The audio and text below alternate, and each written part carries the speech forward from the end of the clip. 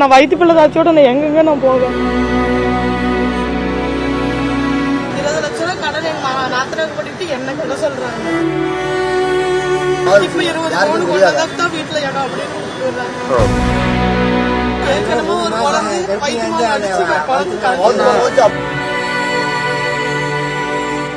இப்ப ஏமாத்தி கூட்டிட்டு போய் கட்டிட்டு இப்ப நாத்தனாரும் எங்க மாமியாவும் எங்க வீட்டுக்காரர் எனக்கு 20 பவுன் வேணுங்கிறாங்க. இந்த குழந்தை ஆணத்துல இருந்து இந்த குழந்தை எனக்கு யாருன்னே தெரியாது, நீ 20 பவுன் வாங்கினதா தான் எங்க வீட்டுல உனக்கு இடம், இந்த மாதிரி இடம் கிடையாது உனக்கு அப்படின்னு கொடுமைப்படுத்துறாரு.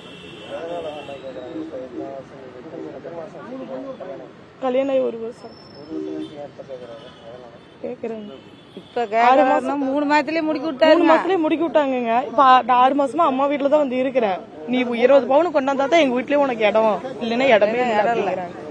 இப்ப நான் வயிற்று பிள்ளை தாச்சோட நான் எங்கெங்க நான் போவேன். நான் கொடுக்கல பேசினே நீ கோர்ட்டே போனாலும் பாத்துக்கிறோம், ஹைகோர்ட் அப்படிங்கிறாரு.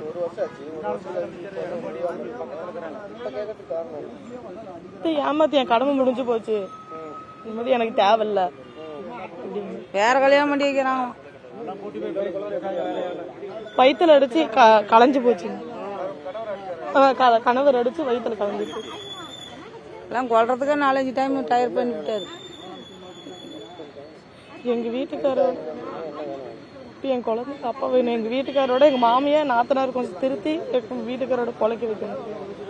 நாத்தனாத்தான் 50 லட்சம் பாத்துக்கிறோங்கிறாங்க. கல்லடம் கொட்டை நெடுக்குளங்கிறாமோ. அப்புறமேட்டுக்கு இந்த பாப்பா வந்து முன்ன எங்களுக்கும் தெரியாதையே கூட்டிட்டு போய் கல்யாணம் பண்ணிக்கிச்சு. நாங்கள் வெளியில போயிட்டு வேலைக்கு கூட்டி போய் கட்டிக்கிச்சு. அப்புறம் நாங்கள் பிரிக்கிறதுக்கு வாண்டா நான் வச்சு பொழைச்சிக்கிறோமாமா விடுங்க அப்படின்ட்டு. அப்படி அப்போ வந்து வயசுமே பாப்பாளுக்கு கட்டல. நாங்கள் பிரிச்சு போடுறோம் முடுவில் இருந்தோம்.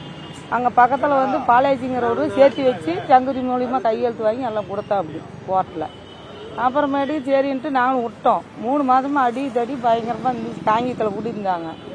அடித்தடி பட்டதும் அப்புறம் சரிடான்ட்டு அந்த குழந்தை கிளஞ்சி போச்சு. இது 3 மாதம் முகத்தில் ஒரு வீட்டுக்கு 4 வீடு மாற்றி மாற்றி அடிச்சிருக்கிற அப்படி குடி இந்த வீடெல்லாம். அப்புறமேட்டு நாங்கள் போய் 2 ஆஸ்பத்திரியிலலாம் பார்த்து சோத்துக்கு குழம்புக்கு எல்லாம் வாங்கி வச்சுட்டு வந்தோம்.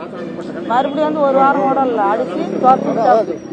உங்கள் பிள்ளைய நீ கூட்டி போனா நான் கொண்டு கொடுமாமா அப்படின்ட்டாப்பி. எங்கள் வீட்டுக்காரர் கூட்டிகிட்டு வந்துட்டாரு. அப்புறம் அதிலேருந்து நாங்களே தான் பார்த்துட்டு இருக்கிறோம். அவர் வந்து என்ன எது கண்டுக்கல. ஒரு போனு மன்றத்தில் கண்டுக்கிறது இல்லை. வாண்டாம் இப்ப எதுக்கு வந்துக்காங்கன்னா தீர்ப்பு வேணும். அப்பா வேணும் இல்லைன்னா தீர்ப்பு வேணும்.